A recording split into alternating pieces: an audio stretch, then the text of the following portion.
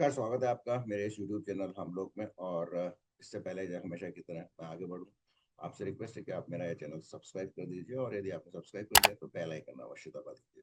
तो शुरू करता हूं मैं आज का ये विषय।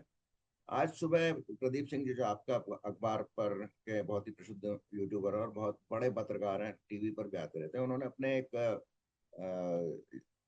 एपिसोड में एक एक 1974 की एक घटना का जिक्र किया था, जो कि बेस्ड ऑन थी कि एक मिस्टर बालाचंद्रन है, वी बालाचंद्रन, जो कि कैबिनेट सेक्रेटरी रहे हैं, कैबिनेट सेक्रेटरीट में रहे हैं, उनके एक इंडियन एक्सप्रेस के लेख के आधार पर अपने चर्चा के शुरू में प्रदीप सिंह जी ने डे ऑफ जैकाल नामक उपन्यास का जिक्र किया था, जो कि फ्रेडरिक फोसेट ने लिखा था। और ये उपन्यास फ्रांस के राष्ट्रपति जिनकी की हत्या 1971 में कर दी गई थी, अ, उन चार्ल्स डिकॉल, नहीं, उनकी हत्या पहले की गई थी, ये उपन्यास 1971 में लिखा गया था। चार्ल्स डिकॉल, उनकी और उनकी पत्नी की हत्या एक पारितोषिक वितरण समारोह में, जो कि ओपन एयर में हो रहा था, उसमें किसी ने दूर बिल्डिंग से गोली मारकर उनकी हत्या कर दी थी, उस पे आधारित है। तो ये एक सच्ची कथा पे आधारित है। अब उन्होंने इसका जिक्र इसलिए किया क्योंकि जो वी बालचंद्रन है, उनका जो आर्टिकल है इंडियन एक्सप्रेस में, जो परसों या कल छपा है, उसमें उन्होंने इस तरह की एक सिमिलर घटना की चर्चा की थी कि 1974 की बात है कि बम्बई मुंबई में, जो उस समय बॉम्बे या मुंबई के नाम से जाना जाता था, उसमें एक नेशनल एनसीपी है, जो कि परफॉर्मिंग आर्ट्स का एक national national centre for performing arts इसका एक नए भवन का भूमि पूजन होने वाला था। और इस भूमि पूजन का जो आयोजन कर रहे थे वो जमशेद जी भाभा थे, जो कि होमी जहांगीर भाभा के ब्रदर थे, प्रसिद्ध परमाणु वैज्ञानिक के। तो ये पहले जो इसकी शुरुआत हुई थी इस सेंटर की, ये एक भोला भाई देसाई रोड पर एक आकाश गंगा अपार्टमेंट में हुई थी। और अब इसका बड़ा जो सेंटर बनने वाला था, उसकी भूमि पूजन होने वाला था। और इस भूमि पूजन का उद्घाटन करने के लिए, भूमि पूजन करने के लिए प्रधानमंत्री श्रीमती इंदिरा गांधी आने वाली थी। 1974 की ये बात है, और श्रीमती इंदिरा गांधी के आने से इसकी इस प्रोग्राम में काफी चार चांद लग जाते। अब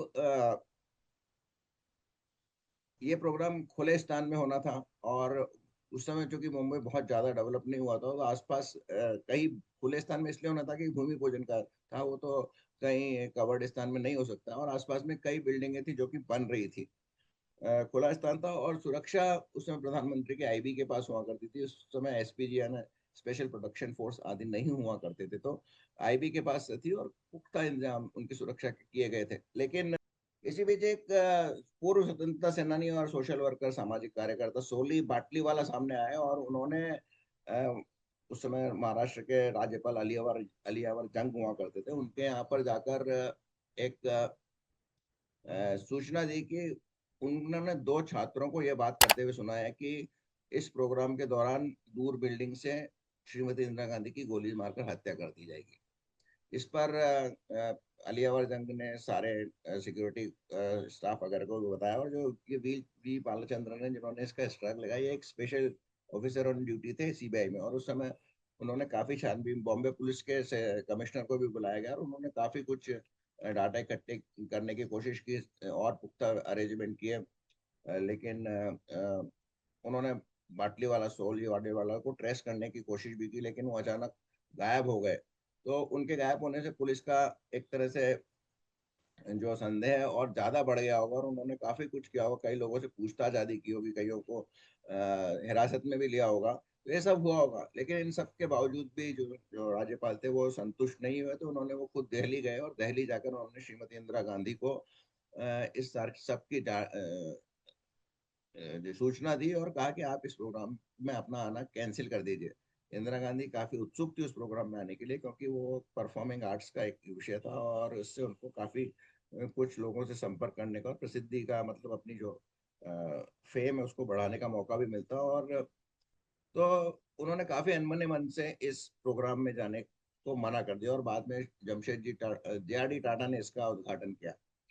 तो ये उस समय तक एक रहस्य बन के ही रह गया कि क्यों, कौन उनको प्रधानमंत्री की हत्या करना चाहता था, और ये सोली बाटली वाला गायब क्यों हो गए। फिर अचानक 15 20 25 दिन बाद सोली बाटली वाला खुद रीअपियर हुए, और उन्होंने राज्यपाल को बताया कि ऐसा कुछ होने वाला नहीं था। एक मेरी चार्ल्स डेज ऑफ जैकल्स के आधार पर एक मैंने कहानी बनाई थी, और ये कहानी मैंने फ्लोट कर दी थी आपके पास, और मुझे मालूम था कि आप इस पर कुछ एक्शन लेंगे जरूर। तो ये मेरी मनगढ़ंत कहानी थी, क्योंकि मैं जमशेद भाभा को नहीं चाहता था, और मैं नहीं चाहता था कि उनको इस कार्यक्रम के बाद प्रसिद्धि मिले, क्योंकि प्रधानमंत्री के आने की बहुत बहुत बड़ी पब्लिसिटी मिलती है। अब उनको पब्लिसिटी से उस प्रोग्राम में जो मिलने वाली थी उससे तो सोली बाटली वाला सफल हो गए। लेकिन सवाल ये उठता है कि उन्होंने ऐसा करने पर जब पुलिस ने और महाराष्ट्र सरकार ने उनको गिरफ्तारी क्यों नहीं की, उन पे केस क्यों नहीं चलाया गया, क्योंकि ये तो सीधे सीधे प्रधानमंत्री की सुरक्षा से जुड़ा हुआ मामला था। लेकिन महाराष्ट्र सरकार ने, क्योंकि वो पुराने अच्छे सोशल वर्कर थे और स्वतंत्रता सेनानी रहे हैं, इसलिए उन पर मुकदमा चलाने से इनकार कर दिया और उन पर कोई मुकदमा नहीं चलाया गया। खैर, अभी सौरभ बाटली वाला जिंदा है या नहीं है, लेकिन वी बालचंद्रन ने यह अवश्य कहा है कि उस समय उन पर उन्होंने, मुंबई के पुलिस कमिश्नर काफी फ्यूरियस थे और वो चाहते थे मुकदमा चलाया जाना चाहिए। अगर आज की तारीख में होता है इस तरह का कोई भी केस होता, कोई झूठी ईमेल भी कर लेता तो उसको पकड़ के पुलिस ले जाती है। आपने रिसेंटली कई केसेस में ऐसा देखा होगा कि किसी को धमकी भरी ईमेल मिली है तो पुलिस उसको ट्रेस कर लेती है। आजकल ट्रेस करना भी बहुत आसान है, क्योंकि एआई है और बाकी आपका जो कनेक्टिविटी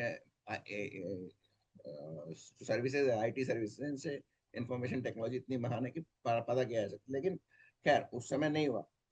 तो जो प्रदीप सिंह जी है, उनका क्वेश्चन ये था कि ये क्यों हुआ, ऐसा क्यों हुआ, क्यों पुलिस ने उसको उन पर केस नहीं किया। मेरा सवाल है कि राहुल गांधी बड़े बड़े मंचों पर कहते हैं कि हम डरते नहीं है, हम किसी से माफी नहीं मांगते, लेकिन क्या 1974 में अपने ही देश में, जहां उनकी खुद की सरकार थी, और महाराष्ट्र में उनकी खुद की सरकार थी, वहां पर एक कार्यक्रम में जाने से क्यों डर गई? यानी डरी तो थी, और अपनी हत्या के डर से वो वहां पे नहीं गई। तो राहुल गांधी को जरूर ये आर्टिकल पढ़ना चाहिए और फिर इस पे बताना चाहिए कि प्रधानमंत्री डरी थी कि नहीं डरी थी। आप जरूर देखना 3-4 दिन बाद या इमीडिएटली इस आर्टिकल के अगेंस्ट में, या इस की बखिया उधेड़ते हुए कांग्रेस की तरफ से कोई ना कोई प्रतिक्रिया आएगी। तो मैं जरूर उस प्रतिक्रिया का इंतजार कर रहा हूँ। आप भी इंतजार कीजिए। आपको ये मेरा बातचीत कैसी लगी? अगर अच्छी लगी हो तो इसको लाइक कीजिए, शेयर कीजिए, और आपने मेरा जो चैनल अवश्य सब्सक्राइब कर दिएगा। हाँ, एक बात और, कमेंट जरूर कीजिए। बहुत बहुत धन्यवाद।